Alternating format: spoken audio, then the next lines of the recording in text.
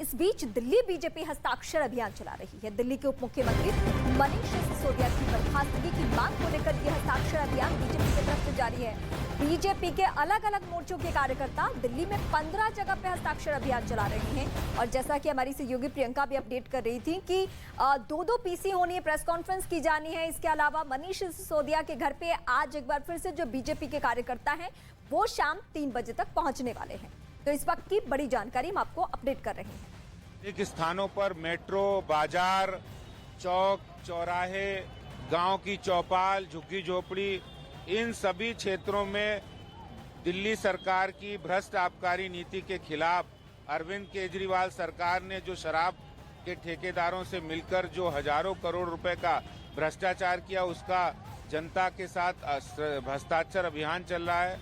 और आज ये अभियान ये बताने के लिए कि दिल्ली में आम आदमी पार्टी के मुखिया अरविंद केजरीवाल वो सत्ता में इसलिए आए थे कि वो कहते थे हम कट्टर ईमानदार हैं।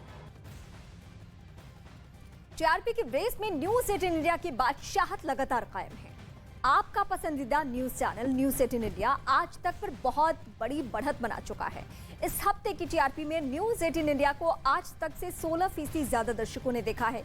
प्राइम टाइम में न्यूज 18 इंडिया के पास 14.3% मार्केट शेयर है, जबकि 12.2% के साथ आज तक बहुत पीछे है।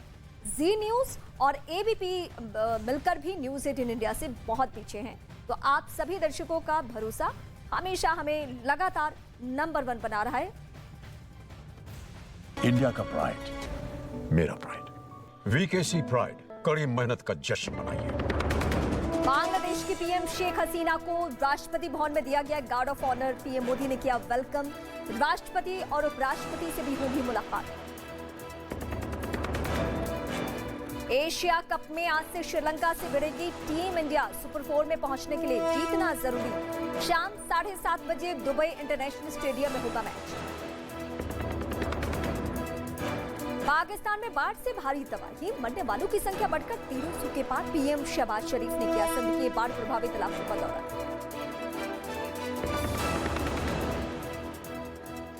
वो उसके हत्थे चढ़ ही गया और जैसे ही ट्रक रुका, पुलिसकर्मियों की टोली उस पर टूट पड़ी।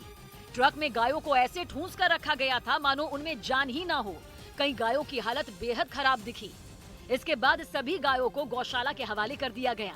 सूचना ये थी कि गोवंश में भरकर और मेवात जाएंगे, जो मेवात हरियाणा में, वहाँ पे गोकसी होगी। बताया गया कि करीब 1.5 दर्जन ये गायें पंजाब से लाई जा रही थी, लेकिन सूचना मिलते ही गाजियाबाद से ही ट्रक का पीछा शुरू हो गया और एक तस्कर गिरफ्तार भी हो गया। इस बीच चीन के धोखा देने के बाद भारत अब नेपाल के सेती नदी पर बनने वाले 2 हाइड्रो पावर प्रोजेक्ट को पूरा करेगा। इन दोनों प्रोजेक्ट को चीन ने करीब 9 सालों तक लटकाए रखा था और आखिरकार 2018 में अपने हाथ खींच लिए थे, क्योंकि चीन इन प्रोजेक्ट के पूरा होने के बाद मनमानी दर पर नेपाल में बिजली बेचने के लिए अड़ गया था, जिसके लिए नेपाल तैयार नहीं हुआ और इसी वजह से चीन की कंपनियों ने आखिरी वक्त में धोखा दे दिया, जिसके बाद से ही नेपाल अपने इन प्रोजेक्ट को पूरा करने की कोशिश में था। क्योंकि बिजली की भारी कमी से जूझ रहे नेपाल को इन प्रोजेक्ट से काफी उम्मीदें थी। ऐसे वक्त में भारत उसके लिए तारणहार बना। नेपाल ने हाल ही में वेस्ट सेती पावर प्रोजेक्ट और सेती नदी SR6 प्रोजेक्ट को विकसित करने के लिए भारत के साथ समझौता किया, जिसके तहत इन दोनों प्रोजेक्ट के जरिए 1200 मेगावाट बिजली के उत्पादन का लक्ष्य रखा गया है। खबर है कि इन दोनों प्रोजेक्ट को पूरा करने में $2.4 बिलियन मतलब भारतीय रुपयों में 19,000 करोड़ से ज्यादा का खर्च आएगा।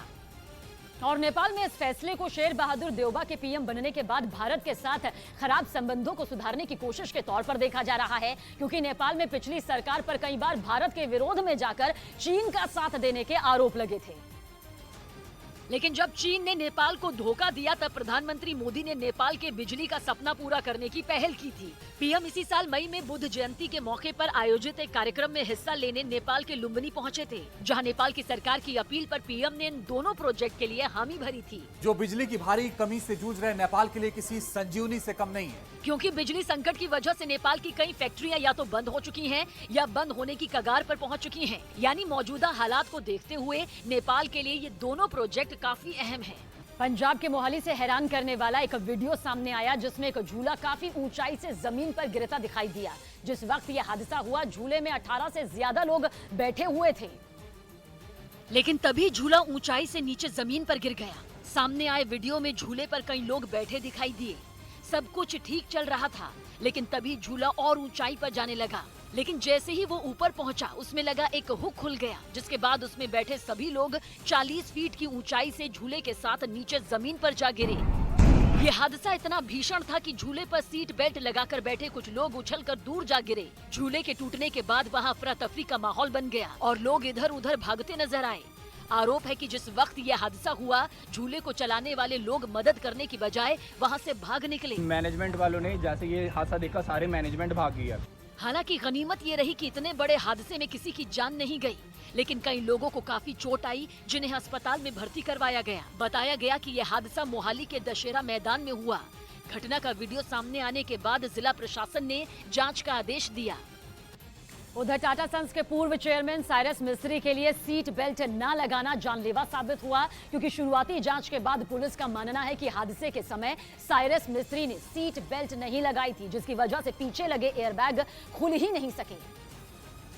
और नतीजा ये हुआ कि साइरस मिस्त्री और पीछे बैठे उनके एक और दोस्त की जान चली गई। हादसे के बाद कार का एक वीडियो भी सामने आया, जिसमें कार के आगे के दोनों एयरबैग खुले नजर आए और पीछे के नहीं। पुलिस का मानना है कि इसी वजह से आगे बैठे दोनों लोग गंभीर रूप से जख्मी तो हुए, लेकिन उनकी जान बच गई, जबकि पीछे बैठे दोनों लोगों के लिए सीट बेल्ट न लगाना जानलेवा साबित हुआ। एयरबैग तभी एक्टिव होते हैं जब इंसान गाड़ी के अंदर सीट बेल्ट लगाता है। साइरस मिस्त्री जिस कार में सवार थे वो कोई मामूली कार नहीं, बल्कि मर्सिडीज कार थी। और इस कार को 5 स्टार रेटिंग मिली थी, क्योंकि माना जाता है कि इस कार में सुरक्षा के इंतजाम बेहतरीन है। साइरस मिस्त्री ऐसी ही कार में सवार थे और उनके साथ उनके 3 दोस्त भी कार में मौजूद थे। जानकारी मिली है कि कार एक महिला चला रही थी और गाड़ी की स्पीड 100 किलोमीटर प्रति घंटा से ज्यादा थी। कहा जा रहा है कि एक दूसरी गाड़ी को ओवरटेक करने के चक्कर में गाड़ी पुल के किनारे के एक हिस्से से जा टकराई। कोई भी गाड़ी 100 किलोमीटर की रफ्तार से चलेगी और अचानक एक वो सीमेंट के कंक्रीट से टकराएगी तो उसका इम्पैक्ट कितना बड़ा होगा। यानी तेज रफ्तार ने हादसे की नींव रखी और रही सही कसर सीट बेल्ट न लगाकर पूरी हो गई, जिसका नतीजा ये हुआ कि कार में सवार 4 लोगों में 2 की मौके पर ही मौत हो गई। शुरुआती जांच में पता चला कि साइरस मिस्त्री एक 2 लेन रोड से गुजर रहे थे। वहां की रोड एकदम ठीक थी। हादसे से ठीक पहले आए वीडियो में भी ये बात साफ साफ नजर आ रही है। लेकिन अच्छी रोड भी तभी काम आती है जब स्पीड पर कंट्रोल हो, लेकिन गाड़ी के ड्राइवर ने वो कंट्रोल नहीं रखा। साइरस मिस्त्री की मौत एक और सबक सिखाती है, और वो ये कि गाड़ी में आगे बैठो या पीछे, सीट बेल्ट जरूर लगाओ, वरना वही हाल होगा जो इस दुर्घटना के इस डेमो वीडियो में पीछे बैठे लोगों का हो रहा है। क्योंकि जैसे ही गाड़ी किसी चीज से टकराई, आगे बैठे लोग तो बच गए, लेकिन पीछे बैठे लोग उछलकर आगे गिर पड़े। जानकार बताते हैं कि साइरस मिस्त्री के साथ भी कुछ ऐसा ही होने की आशंका है। तो क्या उन्होंने सीट बेल्ट पहनी होती तो बचने की आशंका काफी ज्यादा थी? हाँ, उनकी बचने की आशंका ज्यादा हो जाती है। हो सकता है कि बहुत जल्दी एयरबैग खुल जाता है। इस हादसे के बाद पुलिस को FSL, RTO और कार की मेंटेनेंस रिपोर्ट का इंतजार है, लेकिन शुरुआती जांच के आधार पर पुलिस का यही तर्क है कि सीट बेल्ट नहीं लगाना ही सबसे खतरनाक साबित हुआ। बिहार में कई इलाकों में जोरदार बारिश ने लोगों का जीना मुहाल करके रख दिया। कई जिले बाढ़ की मार झेलने के लिए मजबूर नजर आए, लेकिन रोहतास से एक ऐसी खबर सामने आई जिसने लोगों को खौफ से भर दिया। वहां मूसलाधार बारिश की वजह से झरने में नहाने गए कुछ लोग पानी की तेज धार में फंस गए और उनके सामने लहरों में बह जाने का खतरा मंडराने लगा। हालांकि घटना की जानकारी मिलने के बाद मौके पर प्रशासन की टीम पहुंच गई और वहां मौजूद लोगों की मदद से सैलाब में फंसे लोगों का रेस्क्यू कर उन्हें सुरक्षित बाहर निकाल लिया। इस रेस्क्यू ऑपरेशन का जो वीडियो सामने आया, उसमें एक आदमी पानी के तेज बहाव के बीच रस्सी पकड़कर आगे बढ़ता दिखाई दिया, लेकिन पानी की रफ्तार इतनी तेज थी कि उस आदमी का संतुलन बिगड़ गया और वो सैलाब में बहने लगा। हालांकि उसने रस्सी नहीं छोड़ी और पानी के तेज बहाव के बीच धीरे धीरे आगे बढ़ता रहा। काफी मशक्कत के बाद वो आदमी बहते सैलाब से बाहर निकल आया, जिसे वहां मौजूद एक आदमी ने पकड़कर खींच लिया। इस तरह वहां फंसे 6 लोगों को एक एक करके बाहर निकाल लिया गया।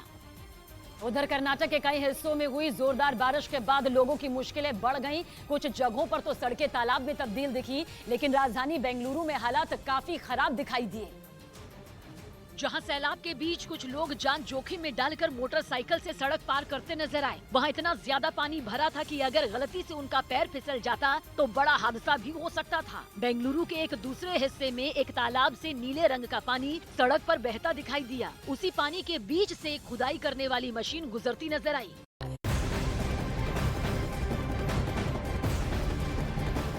और इस वक्त बड़ी खबर हम आपको अपडेट कर दें, सोनाली फोगाट केस से जुड़ी हुई ये खबर है। गोवा में दोनों आरोपी सुधीर सांगवान और सुखविंदर सिंह को पेश किया गया है और आज भी कई जगहों पे छापेमारी चल रही है। आज भी पुलिस जांच प्रक्रिया को आगे बढ़ा रही है। गोवा की पुलिस नोएडा में पहुंची है 52 में, जहां पे सोनाली के फ्लैट होने का पता चला है। अब से उसे बाहर निकाल लिया। भारी बारिश की मार सबसे ज्यादा बेंगलुरु के निचले इलाकों पर पड़ी है, जहां सड़कों पर इतना पानी भर गया कि लोगों का घरों से निकलना भी मुश्किल हो गया। लगातार हुई बारिश के बाद कई इलाकों में सड़कें गायब दिखाई दी। कुछ हिस्सों में तो सड़क पर ऐसा सैलाब नजर आया जिसे देखकर लगा मानो कोई नदी शहर के बीच उतर आई हो। वहाँ सड़कों पर पानी भरने की वजह से लोगों की मुश्किलें काफी बढ़ गयी और उन्हें कई घंटे भीषण जाम में फंसना पड़ गया। बारिश के बाद सैलाब ने ऐसा कहर बरपाया कि कुछ जगहों पर तो सड़कें ही टूट गईं, जिससे ट्रैफिक बुरी तरह थम गया। लोग सड़क पर ऐसे फंसे कि उन्हें घर पहुंचने के लिए काफी मशक्कत करनी पड़ी। कुछ लोग तो घुटने तक भरे पानी के बीच पैदल ही सड़क पार करते दिखाई दिए। कर्नाटक में पिछले कुछ दिनों से लगातार जोरदार बारिश हो रही है, जिसकी वजह से वहां ज्यादातर जिलों में सड़कें पानी में डूब गई हैं। यही नहीं, लोगों के घरों के बाहर भी इतना पानी भर गया कि वो घरों में कैद होने को मजबूर हो गए। लेकिन बारिश का कहर अभी थमने वाला नहीं, क्योंकि मौसम विभाग ने 17 जिलों के लिए येलो अलर्ट जारी किया है। और इस बीच पूर्वी चीन सागर में उठे शक्तिशाली तूफान ने जापान और चीन के कई इलाकों में रह रहे लोगों को हिलाकर रख दिया। बताया जा रहा है कि साल का सबसे ताकतवर तूफान ताइवान और कोरिया से भी आगे बढ़ चुका है और अब ये शक्तिशाली तूफान 252 किलोमीटर प्रति घंटे की रफ्तार से दक्षिण पश्चिमी जापान की ओर आगे बढ़ रहा है। लेकिन जहां जहां से होकर ये गुजरा, उसने वहां की तस्वीर बदल कर रख दी।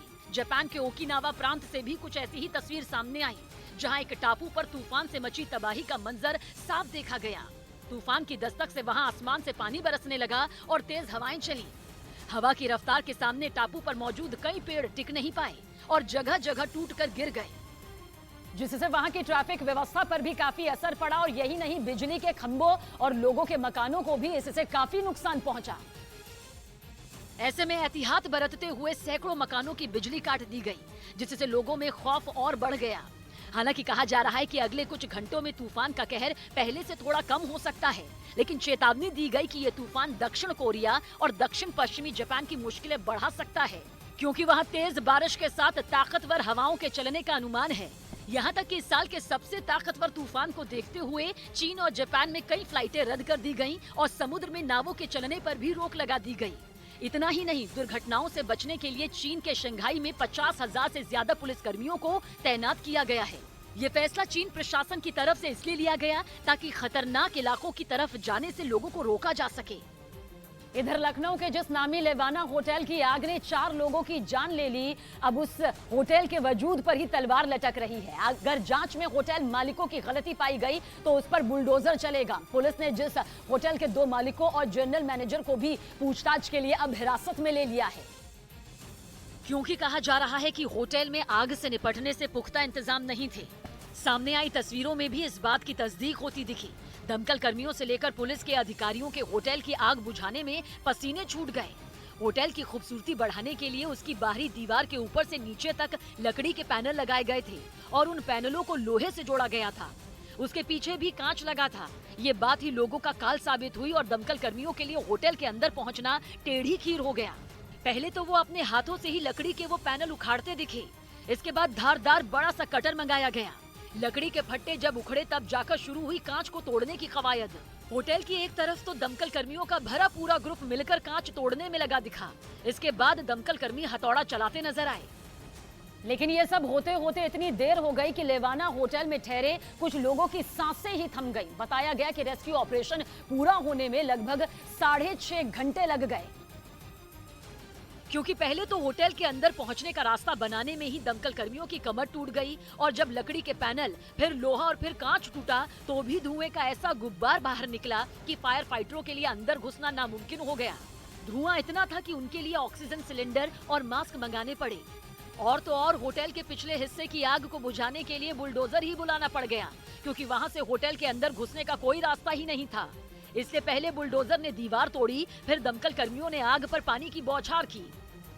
लेकिन अब पूरे के पूरे लेवाना होटल पर ही बुलडोजर चल सकता है, क्योंकि बताया जा रहा है कि होटल का नक्शा पास हुए बिना ही वो लखनऊ के पॉश इलाके में धड़ल्ले से चलाया जा रहा था। और होटल को 26 मई को ही जोनल अधिकारी ने नोटिस भी जारी किया था, लेकिन होटल की तरफ से कोई जवाब नहीं दिया गया। इसके बाद 28 अगस्त को दोबारा होटल को नोटिस भेजा गया, लेकिन इस बार भी होटल ने कोई जवाब नहीं दिया। इसी वजह से लखनऊ के कमिश्नर ने अपने आदेश में होटल को गिराने का ऑर्डर दे दिया।